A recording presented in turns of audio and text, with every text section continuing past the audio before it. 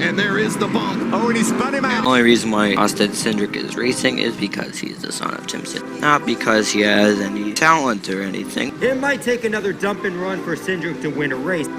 3 years ago, everyone thought that Austin Cindric was nothing more than a silver spoon-rich brat. He was given top-of-the-line equipment and tore it up and struggled to make the playoffs. But now, 3 years later, he's a Daytona 500 champion. So how did Austin Cindric go from Spindric to Windric?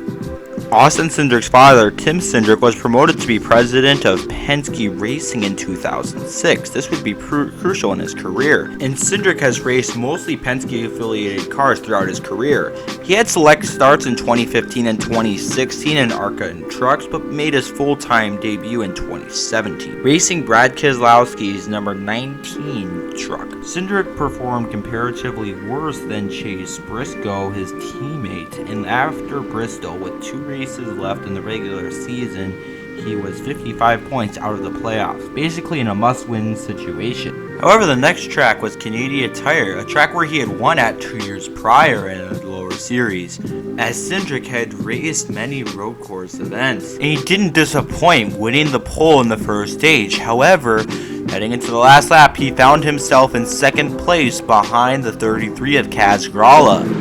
And there is the bump. Oh, and he spun him out. And he spins. Cindric took the lead and won the race in controversial fashion, his first career NASCAR National Series win. This move qualified him for the 2017 playoffs. However, this would really hurt Kaz Grala's career moving forward. Cindric would make it to the championship 4 and finish 3rd. With Brad Keselowski Racing shutting down, Cindric would move up to the Xfinity Series racing full-time, split between 2 teams, the 22 car for Team Penske and the 60 for Roush Fenway Racing. If you remember, in the 2018 season, the 60 car was notorious for crashing, and Cindric was at the center of it. His 7 DNFs due to incidents were the highest in the series. And then the 60 car, where you can compare him to 2 other rookies, Majeski and Briscoe, Cindric by far fared the worst. He did do a lot better over at Team Penske, but overall he struggled quite a bit, although he was able to make it to the playoffs. Additionally, the average of 7.2 spots lost from start to finish were the worst of any driver to race more than 2 races. In 2019, he would race the entirety of the NASCAR Xfinity Series schedule in the 22 car for Team Penske. And while he was not a championship contender for the most part, he did have a top 5 season, including 2 wins back-to-back at Watkins Glen and Road America. Now, each of these 3 wins were at road courses, and Cindric being really good at road courses has been well documented throughout the course of his career. In 2020, he would go on a streak where he would win 5 out of 6 races, including a clean sweep of the Kentucky doubleheader and 2 road course wins. The Kentucky wins marked his first wins on an oval. Though Briscoe had more wins, Cindric was entirely more consistent, and he won the championship. This earned him a full-time Cup opportunity for Wood Brothers Racing, as it was announced in October of 2020 that he would race for them beginning in 2022.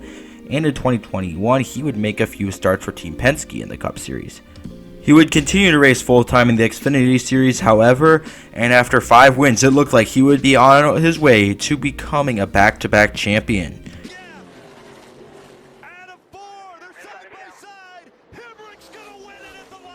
Cindric handled this heartbreak with pure class. Was that good racing?